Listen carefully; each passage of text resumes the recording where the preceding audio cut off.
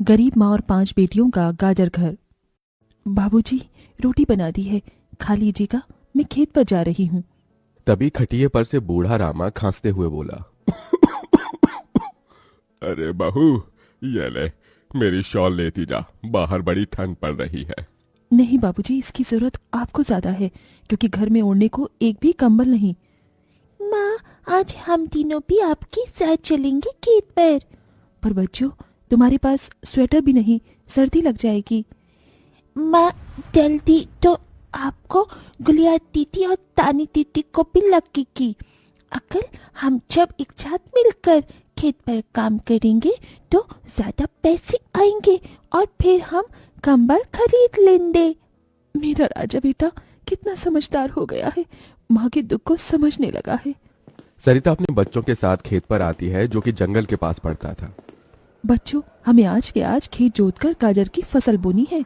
सरिता की चारों बिटिया और राजा भी कड़ी मेहनत से बंजर खेत को जोतते हैं और फिर सब मिलकर खेती करते हैं। दिन बीतते हैं। एक रोज जब सरिता घर आती है तो वो अपने पति को घर में जुआ खेलते देखती है। अरे बिरजू, भूख लगी है। ये ले, दारू 2 घूंट मार ले।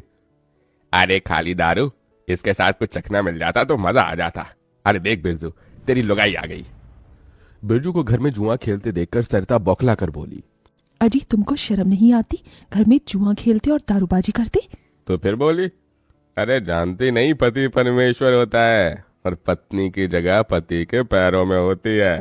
चल जल्दी से मेरे लिए अंडा ऑमलेट बना और गरम रोटी भी। तुम्हें अब मुफ्त का खिलाने को राशन नहीं मेरे पास। 6 बच्चे हो गए हैं, जानती भी हो इन सब का पेट कितनी मुश्किल से पाल रही हूँ मैं। तुम्हें तो जिम्मेदारी से मतलब ही नहीं।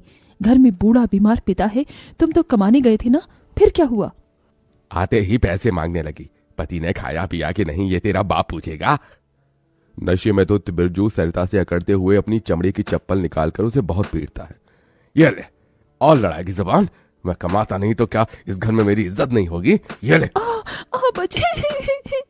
तभी लड़खड़ाते हुए बिछौने से उठकर बूढ़ा रामा कहता है, अरे निकम्मे, छोड़ दे बहू को, निकल जा इस घर से तू, और फिर कभी शक्ल मत दिखाना। अरे ये मेरा घर है, मैंने बनाया है इसे। बिरजू चला जाता है। तभी रामा रोते हुए बोलता है, अरे जाने कैसे उड़ाऊं बेटे को जन्म दे दिया है मैंने। मेरे हाथों भारी गलती हो गई जो इसे तेरी शादी कराई। बहू, माफ कर दे मुझे। पर उस 5 बेटियों की गरीब माँ का दुख इतना ही नहीं था कि एकदम से जोरदार तूफान उठा और झोपड़ी की छत हवा के झोंके से उखड़ कर गिर गई। हे भगवान, इतना भयंकर तूफान! तानी, गुड़िया, अंजू, तुम तीनों सोनी, राजा और मुनिया को लेके बाहर निकलो, मैं दादाजी को लेकर आती हूँ। उठिए बाबूजी। नहीं बहू, तू जा, मेरा समय आ गया है। तुझे उन 5 बच्चियों की सौगंध, तेरे बाद उन्हें देखने वाला कोई नहीं। जा बहू, जा। सरिता के बाहर निकलते ही पूरी झोपड़ी गिर जाती है। सरिता छाती पीट पीट कर रोने लगती है। बाबूजी। अरे कैसा निर्दयी है रे तू ऊपर वाले! क्या मिला आखिर, क्या मिला तुझे मेरा घर उजाड़ कर?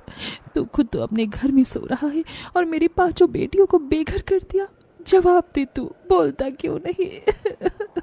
सरिता को टूट कर रोता देखकर उसकी 5 बेटी भी बिलख बिलख कर रोती है। चुप हो जाओ माँ, रो मत। माँ, मुझे जल्दी ठंड लगी है। हे भगवान, इतनी बर्फ गिर रही है, मुझे इस ठंड से अपने बच्चों को बचाना होगा। सरिता सबका दरवाजा खटखटाती है, मगर कोई भी मुसीबत में उसकी मदद नहीं करता। हार कर वो अपने जंगल वाले गाजर के खेत में आ जाती है और सब रात भर ठंड से कांपते ठिठुरते हुए बीतती है। माँ, बहुत भूख लगी है। हाँ माँ, मुझे भी भूख लगी है। तभी सरिता की सबसे बड़ी बेटी तानी खेत में देखती है जहाँ लाल लाल गाजर उगे थे।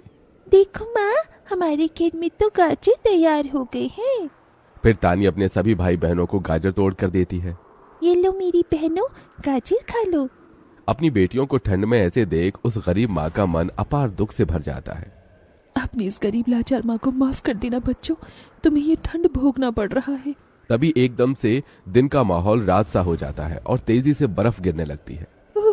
बाप रे बाप, एकदम से इतनी ठंड, ऐसे तो बिना घर के हम बच नहीं पाएंगे। तभी सरिता अपना आंचल उन पर उड़ाती है, मगर बच्चे थरथरा उठते हैं कि एकदम से गुड़िया कहती है, माँ, तानी दीदी, हम अपना घर बना सकते हैं। मगर कैसे बिटिया, हमारे पास पैसे भी तो नहीं।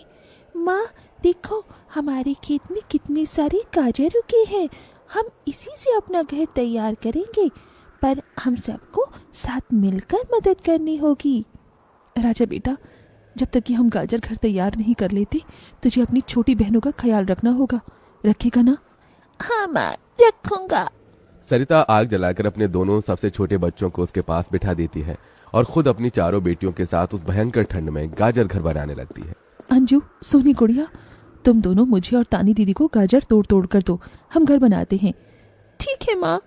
गरीब माँ बेटियां मिलकर गाजर घर बनाती हैं, मगर घर एकदम से ढह जाता है, जिससे सरिता दुखी हो जाती है। कितनी मेहनत से ये गाजर घर बनाया था हमने, मगर सारी मेहनत बेकार चली गई। तभी चारों बेटियां रोते हुए गाकर अपनी माँ को हिम्मत देती हैं।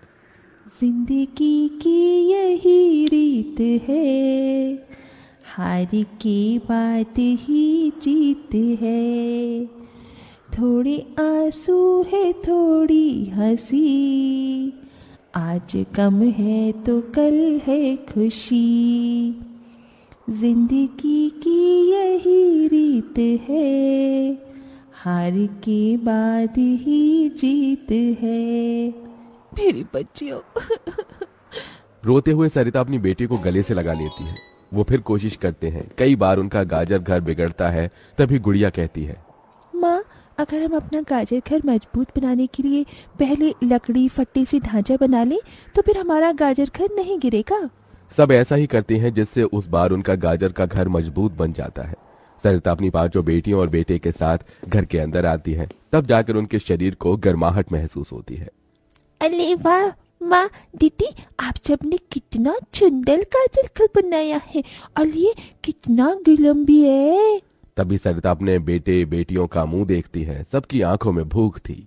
मैं जानती हूँ तुम सबको भूख लगी है ना, अपनी माँ को एक दिन दे दो, मैं कल काम ढूंढ लूंगी। ठीक है, आज हम ये गाजर खाकर सो लेंगे। आप भी खा लो ना माँ, आपने 2 दिन से कुछ नहीं खाया। सोनी अपने नन्हे हाथों से अपनी गरीब माँ को गाजर खिलाती है। अगले दिन सरिता ठंड में इधर से उधर काम ढूंढने भटकती रहती है, मगर कोई उसे काम नहीं देता।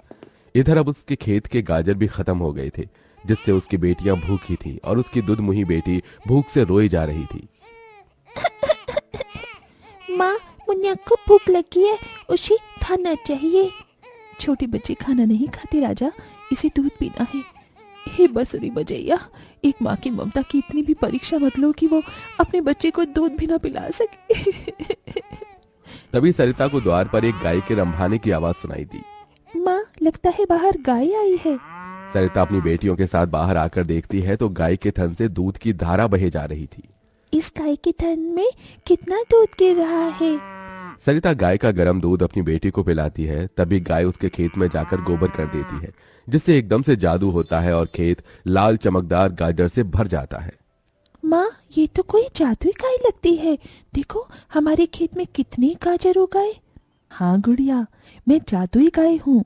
मुझे वरदान प्राप्त है, जिस भी बंजर खेत में मैं गोबर करूंगी वो फसल से भर जाएगी। मैं इससे पहले भी तुम्हारे खेत में आई थी। इसका मतलब गौ माता, आपकी वजह से उस वक्त भी मुझ गरीब के बंजर खेत में गाजर उगी थी। आपका कोटि कोटि धन्यवाद गौ माता। माँ, तुम काम ढूंढ रही थी ना, अब मैं ढूंढना।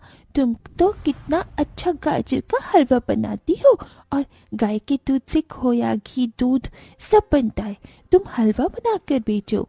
सरिता उस गाय के दूध से घी खोया तैयार कर लेती है और गाजर का हलवा बनाकर बेचने लगती है, जो कि लोगों को खाने में स्वादिष्ट लगता है। उसकी अच्छी कमाई होती है, जिससे उसकी आर्थिक स्थिति ठीक हो जाती है और वो गाय उसके गाजर घर के बाहर बंधी खेत के गाजर और घर दोनों की पहरेदारी दिया करती।